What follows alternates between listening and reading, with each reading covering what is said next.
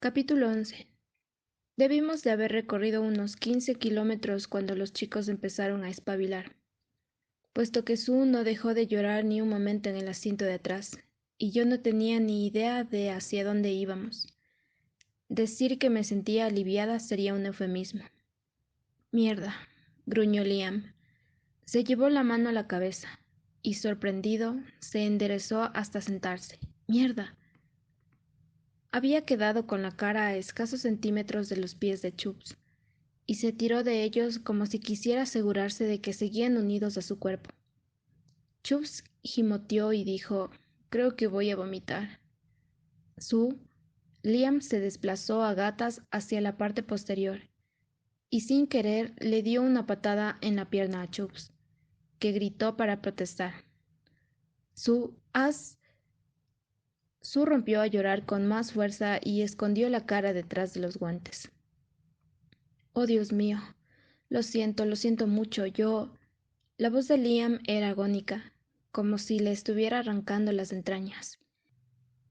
Vi que cerraba la mano en un puño y se le acercaba a la boca.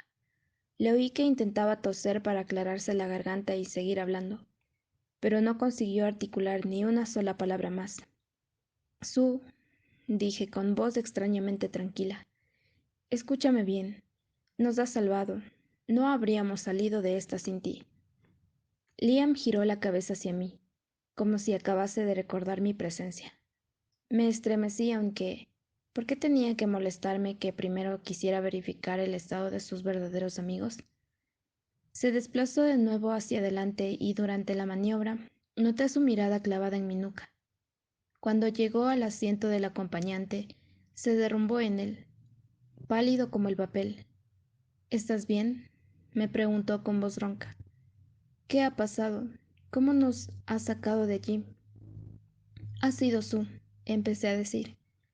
Era consciente de que tendría que moverme por una estrecha línea entre la verdad y la mentira, consciente de lo que debía contarles, tanto por mi bien como por el de Sue.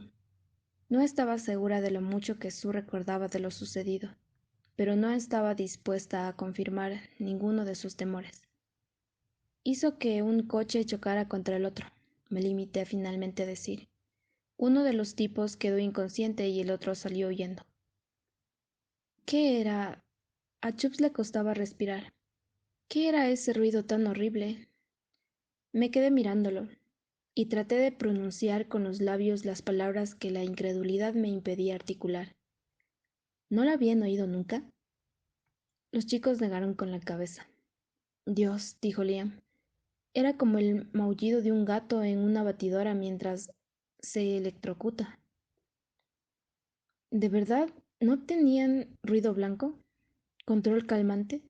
Pregunté, sorprendida por la rabia que se apoderaba de mi corazón. ¿En qué campamento habían estado esos chicos? ¿En la tierra de las golosinas? ¿Y tú sí? Liam movió la cabeza de un lado a otro, seguramente para librarse de una vez por todas del zumbido. En Turmon lo usaban para inhabilitarnos, le expliqué. Cuando había rebeliones o problemas, te impide pensar y no puedes utilizar tus facultades. ¿Y por qué tú estás bien?, gimoteó Chubbs, medio suspicaz, medio celoso. La pregunta del millón. Mi larga y sórdida historia con el ruido blanco incluía varios episodios de desmayos, vómitos y pérdida de memoria. Eso sin mencionar mis últimas experiencias, con abundante sangrado por la nariz y los ojos. Supongo que cuando has probado lo peor, lo bastante malo, ya no es tan terrible. Si aquella era su primera experiencia con el ruido blanco, explicaría por qué se habían marchitado hasta quedarse como hierba seca en cuestión de segundos. Liam me observaba con atención y me pregunté qué estaría viendo. ¿Todo? Recordé la sensación que me había producido el roce de su chaqueta en la mejilla, la curvatura de su espalda, y me embargó la paz y la tranquilidad. Supongo que porque estoy acostumbrada, respondí. Y a los verdes no nos afecta tanto como a los azules y a los demás. Tuve en cuenta añadir aquel comentario, una verdad y una mentira. En cuanto el rostro de Liam perdió el aspecto demacrado y las mejillas recuperaron el color, se ofreció a intentar cambiar su asiento conmigo. El chico se merecía un aplauso por lo bien que estaba disimulando frente a los demás el temblor de las manos y de las piernas, pero yo tenía la vista acostumbrada. Reconocí sin problemas, como si de antiguos amigos se tratara, los desagradables efectos secundarios del ruido blanco. Liam necesitaba aún unos minutos más. Vamos, dijo, cuando el reloj del salpicadero cambió de minuto. Ya has hecho... se interrumpió. Me quedé mirándolo, y entonces me di cuenta de que también él estaba mirándome, o más concretamente, me estaba mirando las huesudas y magulladas rodillas. Devolví rápidamente la mirada a la carretera y un instante más tarde noté algo caliente muy cerca de la pierna, pero me aparté enseguida. Lo siento, susurró Liam, retirando la mano. Las orejas se le pusieron coloradas como tomates. Es solo que estás llena de cortes. ¿Podemos parar un momento, por favor? Deberíamos reagruparnos, averiguar dónde estamos. Pero no me apetecía parar en el arcén, ni junto a cualquier valla que protegiera una zona de pasto. Esperé hasta encontrar una antigua zona de descanso, con su casita de ladrillo rojo y estilo colonial, y detuve el monovolumen en el aparcamiento desierto. Chubbs aprovechó la oportunidad para vaciar el contenido de su estómago, aunque no consiguió más que dar unas cuantas arcadas. Liam le dio unos golpecitos en la espalda. ¿Ayudarás a Rubí cuando hayas terminado? Tal vez Chubbs me odiara, o tal vez quisiera espantarme para que me largara, pero al menos reconoció que había jugado un papel importante en salvarles el pellejo, aunque no dijo que sí, sino que se limitó a cruzarse de brazos y a exhalar un prolongado suspiro, digno de un mártir. Gracias, dijo Liam. Eres el mejor, Madre Teresa. Deslizó la puerta de detrás de mi asiento para salir y fue derecho al pequeño conjunto de fuentes de agua que estaban a medio camino entre el monovolumen y la entrada de los lavabos. Sue bajó también, con una pequeña mochila rosa en la mano. Cuando me volví hacia Chubbs, ya se había recuperado lo bastante como para empezar a meterse de nuevo conmigo. Tranquilo, dije cuando me rozó el codo con el dedo. Levantó la mano hacia las luces del techo, que se encendieron al instante. Pude ver por fin el considerable rasguño que me había levantado la piel desde el codo hasta la muñeca. Gírate hacia mí. Parecía que Chubbs estaba luchando con todas sus fuerzas que le quedaban para no mirarme con exasperación. Ahora, verde, antes de que me crezca la barba. Me di la vuelta, de manera que las piernas me quedaron de cara a Chubbs, que seguía ocupando el asiento del acompañante. No me extrañó ver que el aspecto de mis piernas era casi tan terrible como el de mi brazo. Tenía las rodillas peladas y la piel empezaba a cicatrizar, pero aparte de alguno que otro rasguño y moratón, que nada tenía que ver con el ataque que habíamos sufrido, estaban en mucho mejor estado que mis manos. Chubbs hurgó debajo de su asiento y extrajo una especie de maletín. Presionó los cierres para abrirlo. Solo pude echar un vistazo al contenido, puesto que Chubbs cogió rápidamente 4 paquetitos cuadrados de color blanco y volvió a cerrarlo. Madre mía, ¿cómo te has hecho esto? Murmuró, abriendo el primer paquete. Olía a desinfectante e intenté apartarme. Chubbs me miró encolerizado por encima de la montura de sus gafas. Si tu intención es volver a casa, como mínimo podrías esforzarte en cuidarte un poco más. Bastante tengo con tratar de que los otros dos sigan enteros, y solo me faltas tú, arrojándote también a cualquier peligro. Yo no me he arrojado, empecé a decir, pero me lo pensé mejor. Lo siento. Vale, resopló.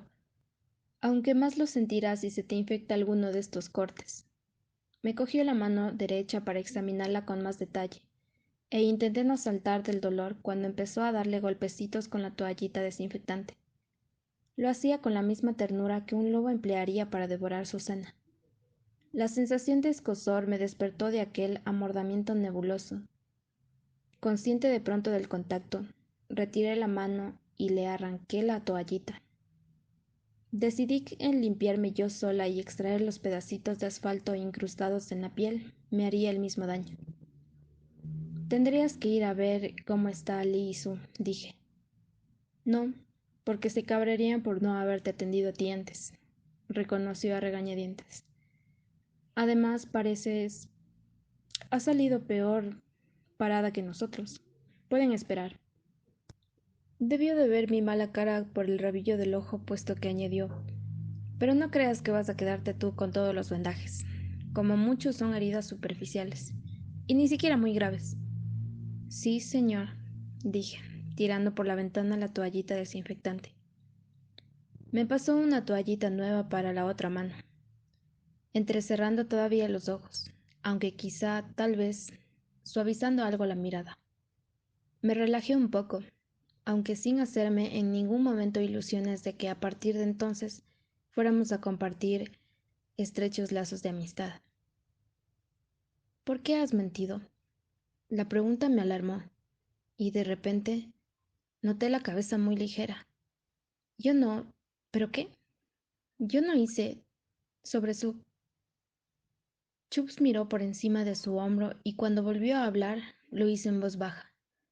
Has dicho que simplemente ha dejado inconsciente a ese tipo, pero no ha sido así, ¿verdad? Ha muerto. Asentí. Pero ella no quería. Evidentemente que no quería, dijo cortándome. Me preguntaba por qué no nos ha perseguido nadie. Y me he preocupado pensando lo que podría hacerle a Sue. Bueno, supongo que, al fin y al cabo, tienes un poco de sentido común. Y lo comprendí en aquel momento, mirándolo. Fue uno de esos excepcionales y perfectos momentos en que todo cristaliza y ocupa su debido lugar. Chubbs no me quería porque me veía como una amenaza para ellos. No estaba dispuesto a confiar en mí hasta que yo se lo demostrara. Y después de mi desliz confundiendo el color del todoterreno, era probable que nunca llegara a conseguirlo. Aunque, ¿qué pierde el mundo con un rastreador menos? Se agachó para sacar de nuevo el maletín y guardar el material que no había empleado. Es verdad, pensé, enderezándome en el asiento. No se lo he dicho. No eran rastreadores, eran de las FEP. Chubb soltó una risotada al oír aquello. ¿Y debo suponer que debajo de la camisa de cuadros y los vaqueros escondían el uniforme? Uno de ellos llevaba una insignia, dije. Y ese aparato de color naranja que tenían. Una vez vi uno de esos en Turman. Chubbs no parecía muy convencido. Pero no teníamos tiempo ni, en mi caso, la energía para pasar una hora dándole vueltas de la verdad. Mira, proseguí, no es necesario que me creas, pero deberías saber que uno de ellos comunicó por radio un número PSI, el 42755. Es el de Liam, ¿verdad? Conté mi versión de la historia, y dejé que él llenara los espacios en blanco como más le apeteciera. Cuando llegué a la descripción del aparato naranja, Chubbs decidió que ya había oído suficiente. Respiró hondo y cerró la boca con fuerza hasta formar una expresión que parecía más la de un hurón que la de un ser humano. Contuve la respiración al ver que bajaba el cristal de la ventanilla para repetir con las mismas palabras lo que yo acababa de contarle, como si no me creyera capaz de volver a hacerlo. Ya les dije que los de las FEB darían con nosotros, repitió una y otra vez para que lo oyesen todos, como si nadie le hubiese oído las primeras 10 veces. Ha sido una suerte que no fue ella. Ya estaba ahí otra vez, la misteriosa ella. Liam no hizo caso de los gritos y siguió de espaldas a nosotros, inclinado todavía sobre la fuente de agua.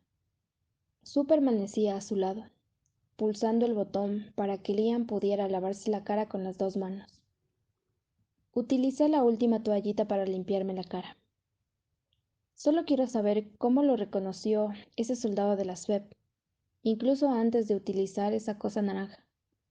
La cosa centelló, pero él se sabía el número de memoria. No tuvo que esperar a que el aparato se lo dijera. Chubbs me miró fijamente un instante y luego se subió las gafas sobre el puente de la nariz.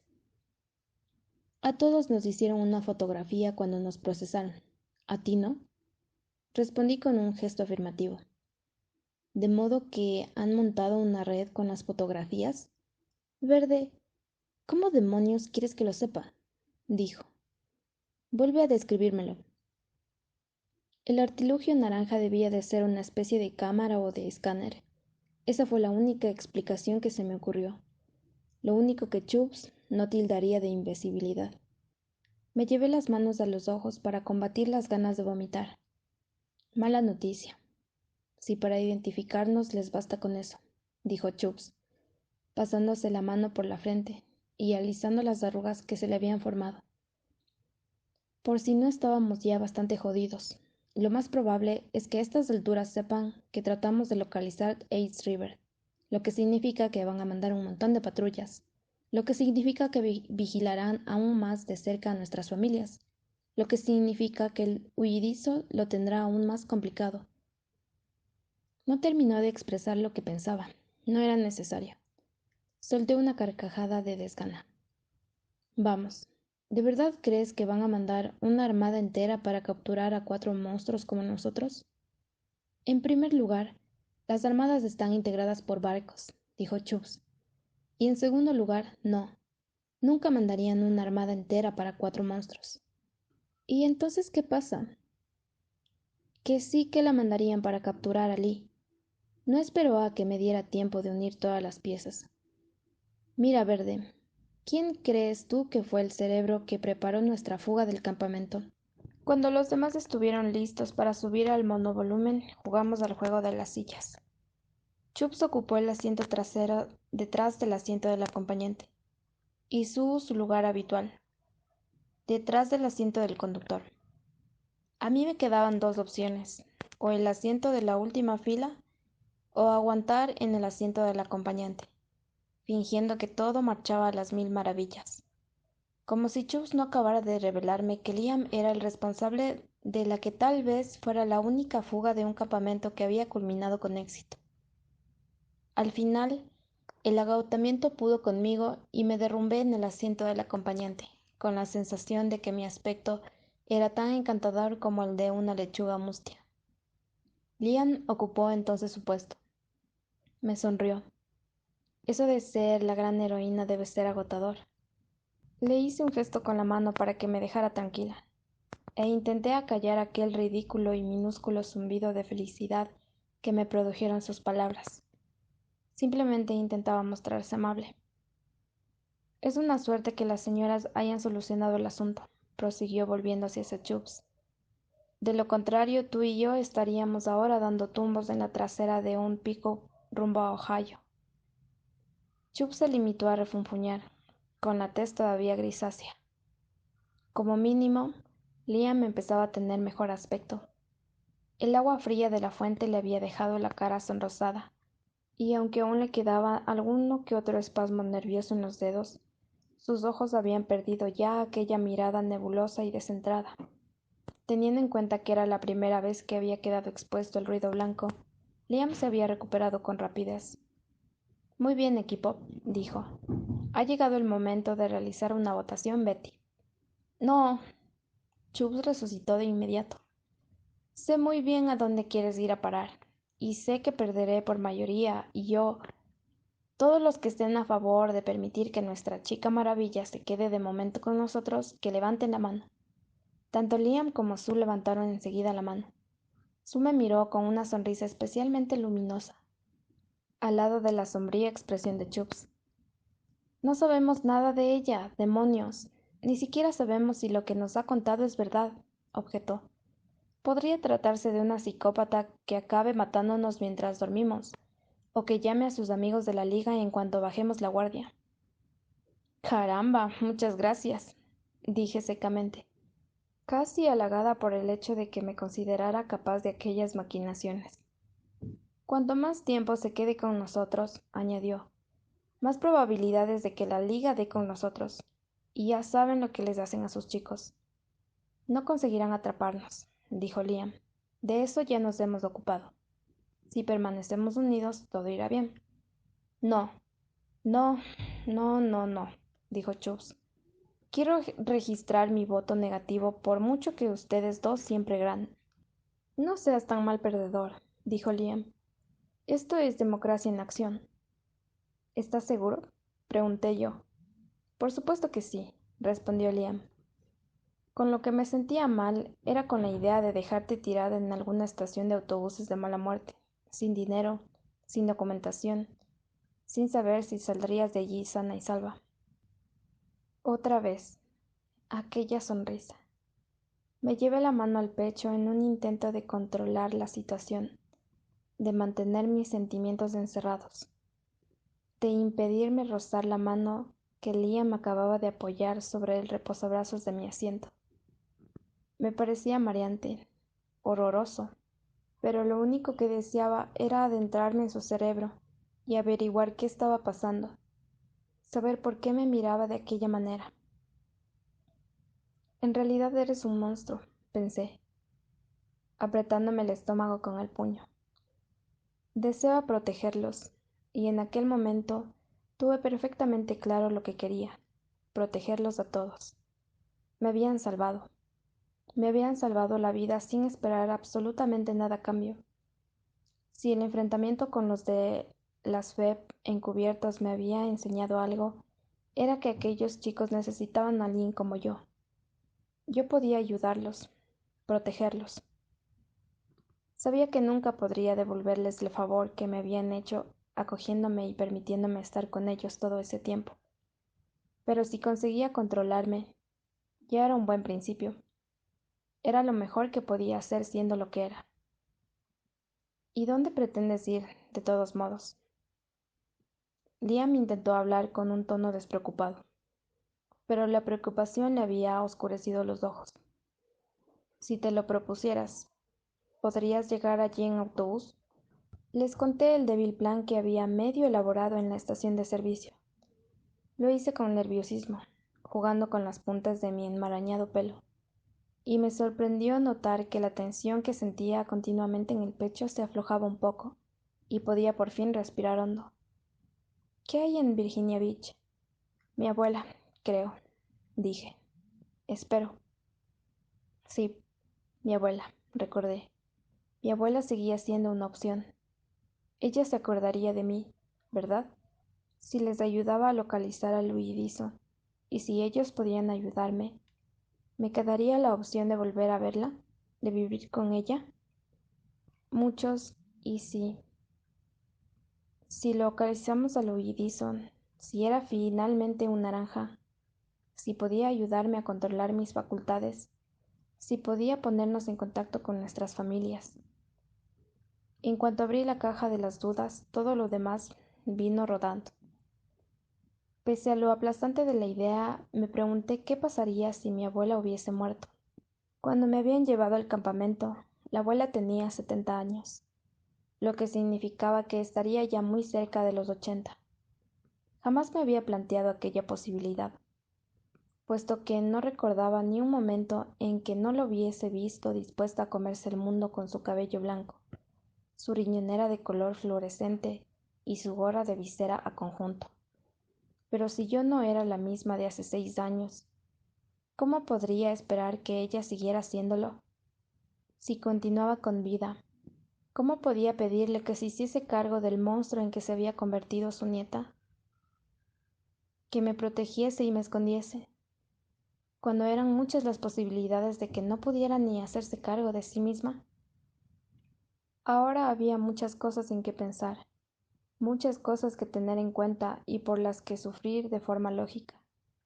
Mi cerebro se tambaleaba aún como consecuencia del ruido blanco, pero mi débil corazón me facilitó la elección. De acuerdo, dije, me quedaré, y confío en que nadie tenga que arrepentirse de ello. La arruga confusa que había aparecido en el entrecejo de Liam se relajó, aunque sin desaparecer por completo. Sabía que estaba analizándome. Notaba cómo me examinaba las facciones con sus ojos claros, cómo intentaba descifrar, tal vez, por qué había dudado tanto antes en decidirme. Fuera cual fuese su conclusión, Se recostó en su asiento, suspiró y ajustó los retrovisores en silencio. Liam tenía una de esas caras que se leen y se sabe al instante en qué está pensando, y eso facilitaba la confianza, el saber que lo que decía era verdad. Pero la expresión que tenía en aquel momento era ensayada, una concentración intensa para que su rostro se mantuviese impenetrable. Se veía poco natural en un chico que siempre tenía una sonrisa lista en la comisura de la boca. Me recosté también en mi asiento e intenté ignorar las punzadas que notaba en la cabeza y los penosos sonidos de animal moribundo que empezó a emitir Chubbs en cuanto recordó lo dolorido que estaba. Liam, aún sin decir nada, le pasó una botella de agua medio vacía que guardaba debajo del asiento del conductor. Miré a Sue por el rabillo del ojo, pero el anochecer había podido con ella y se había dormido. Una fina capa de sudor le cubría la frente y el labio superior. El coche cobró vida de nuevo. Liam respiró hondo y cruzó el aparcamiento en diagonal. Cuando finalmente llegamos a la carretera, me di cuenta de que no sabía qué dirección tomar. ¿Dónde vamos?, le pregunté. Se quedó un instante en silencio, rascándose la barbilla. Seguimos rumbo a Virginia, si es que soy capaz de localizarla. Creo que hace un rato hemos cruzado la frontera del estado, pero no sé dónde estamos. No conozco en absoluto esta zona, si te digo la verdad. Pues mira ese condenado mapa, refunfuñó Chubbs detrás. Puedo averiguarlo sin él, insistió Liam. Seguía moviendo la cabeza de un lado a otro, como si esperara que fuera a aparecer alguien y le indicara con bengalas y fanfarrias la dirección correcta. 5 minutos más tarde, había extendido el mapa sobre el volante y Chubbs se regodeaba en el asiento de atrás. Me incliné sobre el reposabrazos, intentando encontrarle el sentido a los colores pastel y las líneas entrecruzadas de aquel endeble y arrugado papel. Liam señaló los límites de Virginia Occidental, Virginia, Maryland y Carolina del Norte. Creo que estamos aquí. Señaló un puntito rodeado por un arcoíris de líneas entrecruzadas. Supongo que Black Betty no tiene GPS, ¿verdad?, dije. Liam suspiró y dio unos golpecitos al volante. Acababa de decirme que seguiríamos la carretera hacia la derecha. Black Betty nos llevará por el camino correcto, aunque no sabe de direcciones. Ya te dije que debíamos haber cogido aquel todoterreno Ford, dijo Chubbs. Ese pedazo de... Liam se corrigió. Esa caja sobre ruedas era una trampa mortal, y eso sin mencionar que tenía la transmisión hecha polvo, por lo que naturalmente la otra alternativa era un monovolumen. Sí, me llamó desde el aparcamiento de los coches abandonados. El sol brillaba a través de sus ventanillas como un faro de esperanza. Chubbs refunfuñó. ¿Por qué eres tan excéntrico? Porque mi excentricidad sirve para anular tu excentricidad. Señorita Punto de Cruz. Lo que yo hago al menos está considerado arte, dijo Chubbs. Sí, en la Europa medieval habría sido la bomba. Vamos, dije, interrumpiéndolos. Estaba ahora en posición plena del mapa. Debemos estar cerca de Winchester. Señalé a un punto en el extremo oeste de Virginia. ¿Qué es lo que te hace suponerlo?, dijo Liam. ¿Eres de la zona? Porque sí, no soy de aquí. Pero recuerdo haber pasado por Kaiser y Romney mientras estaban inconscientes, y con todos los carteles que hemos visto indicando lugares emblemáticos de la guerra civil, deberíamos estar muy cerca de algún campo de batalla. Eres buena detective, Nancy Drew, pero por desgracia, esos carteles no indican gran cosa en esta parte del país, dijo Liam. Apenas puedes andar 100 metros sin toparte con una indicación explicando que tal ejército pasó por aquí o que tal tipo murió allí o dónde vivía James Madison. Eso es en Orange, dije, interrumpiéndole, pero no estamos precisamente cerca de allí. La cálida luz azul del anochecer le envolvía el cabello rubio y le robaba el color. Me examinó con atención y se rascó de nuevo la barbilla. ¿Así que eres de Virginia? No. Liam levantó la mano. Por favor, a cualquiera que no sea de este estado le importa una mierda dónde está la casa de James Madison. Me recosté en el asiento. He metido la pata hasta el fondo. Era culpa de mi madre. Como profesora de historia en el instituto, había convertido en su misión personal pasearnos a mi padre y a mí por todos los lugares históricos de la zona. Así, mientras mis amigas iban a fiestas de pijama o a nadar a la piscina de unas y otras, yo paseaba de campo de batalla en campo de batalla y posaba para fotografías en un fondo de cañones y reconstrucciones de la época colonial. Momentos divertidos, que se volvían más divertidos si cabe gracias a las miles de picaduras de todo tipo de bichos y las quemaduras provocadas por el sol, que siempre acababan luciendo el primer día de clases. Aún conservo cicatrices de la batalla de Antietam. Liam sonrió sin apartar la vista de la oscura carretera, pues no había encendido las luces del monovolumen. Un acto de valentía, o de estupidez a mi entender, teniendo en cuenta que el estado de Virginia nunca había considerado prioritario instalar farolas en sus carreteras y autopistas. Creo que deberíamos parar para pasar la noche en algún sitio, dijo Chubbs. ¿Piensas buscar aparcamiento? Relájate, colega. Lo tengo presente, dijo Liam. Siempre dices lo mismo, murmuró Chubbs. Y luego, oh, lo siento, equipo. Acurruquémonos para darnos calor, mientras los osos intentan acercarse y comerse nuestra comida. Sí, lo siento, replicó Liam.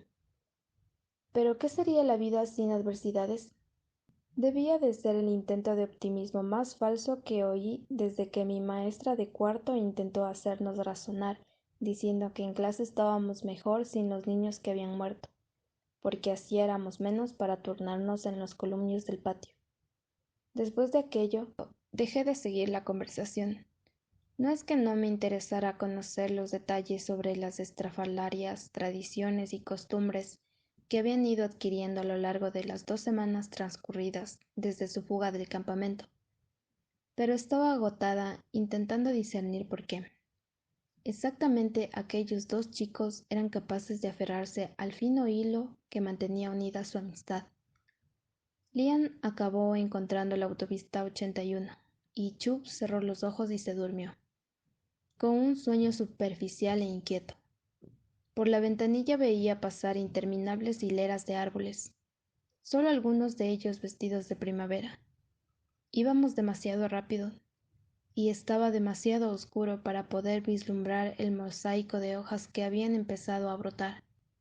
Dondequiera que estuviéramos, el asfalto de la autopista contenía aún vestigios de las hojas muertas del otoño anterior.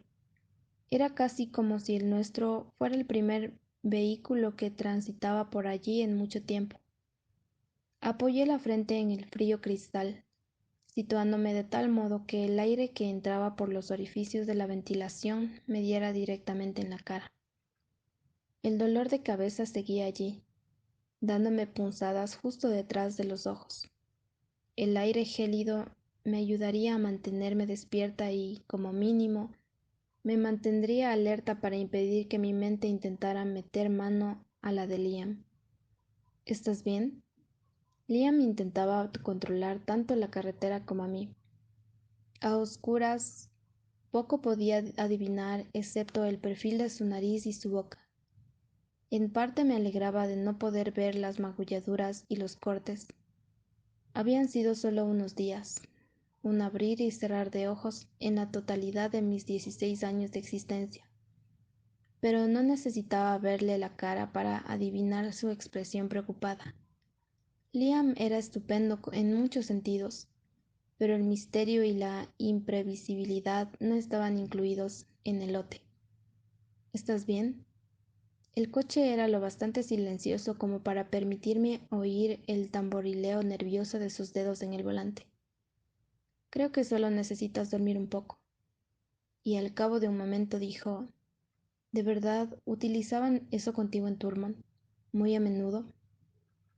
No mucho, pero lo suficiente, aunque no podía decírselo sin encender la llama de su compasión.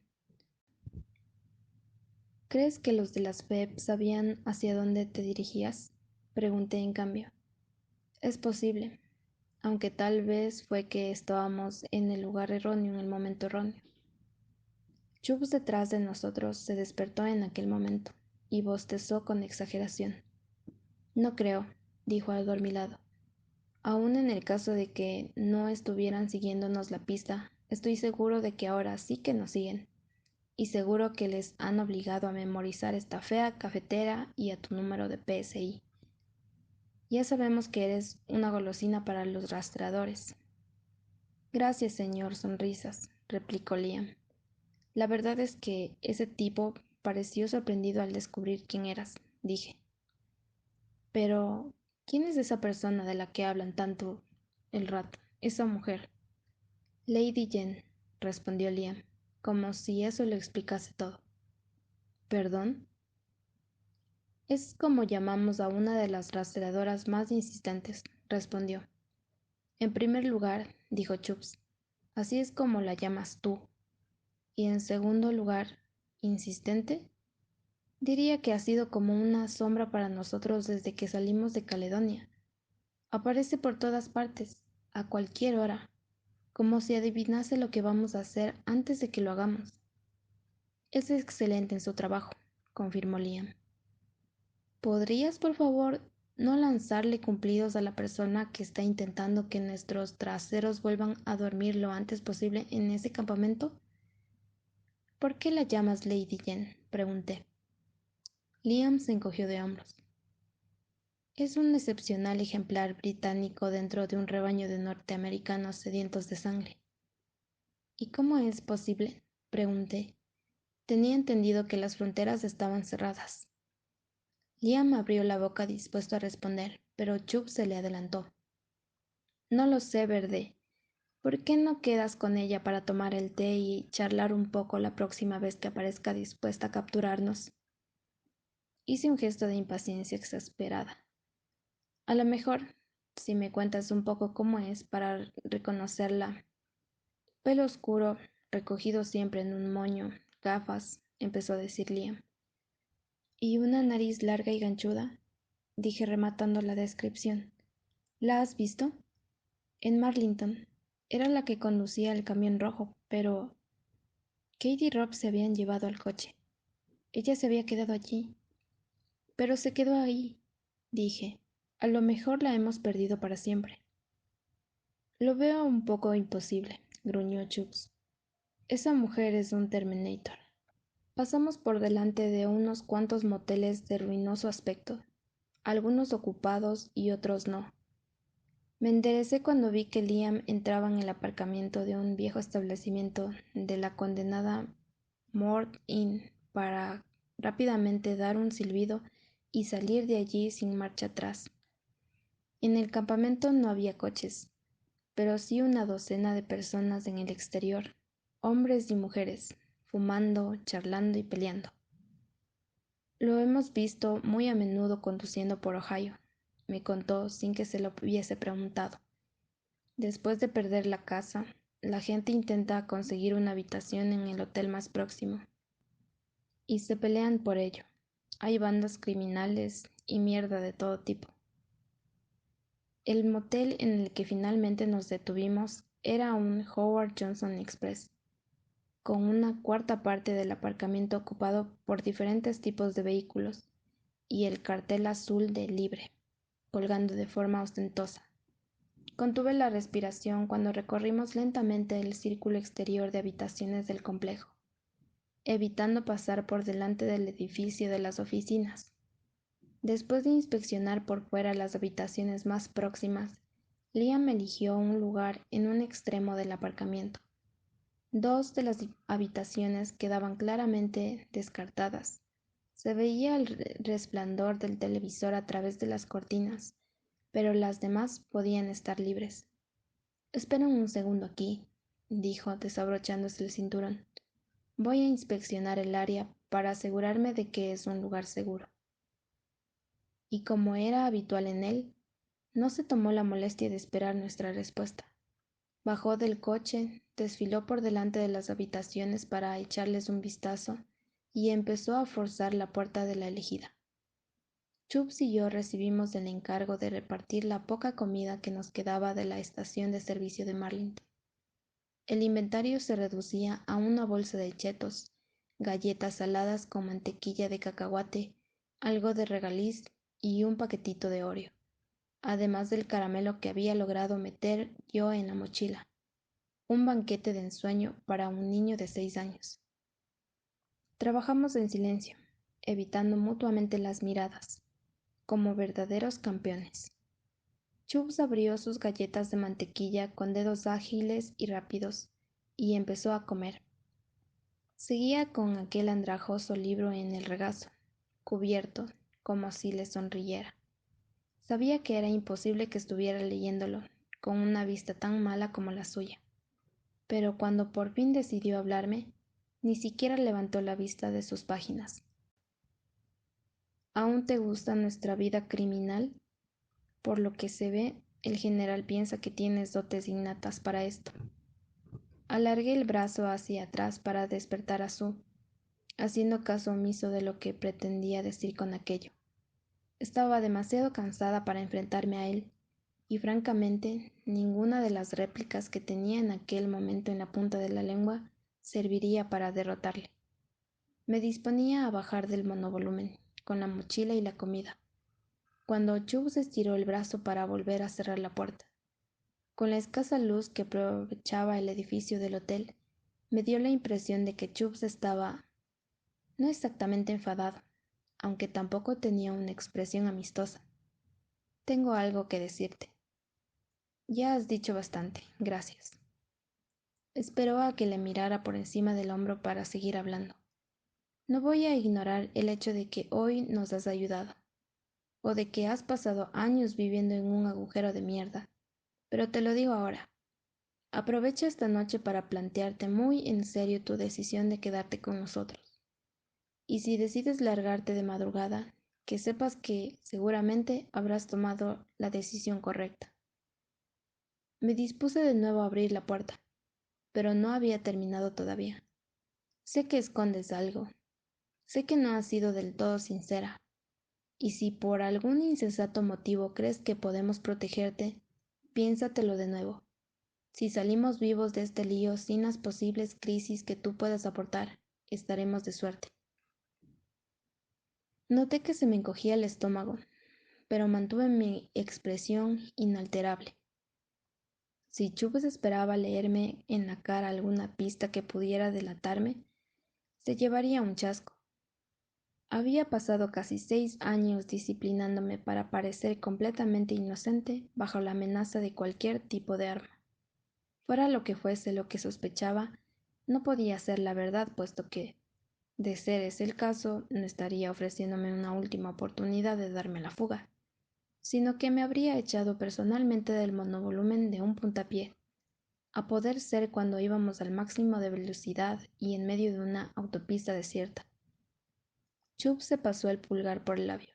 Creo que, empezó a decir, espero que consigas llegar a Virginia Beach. Te lo digo en serio, pero...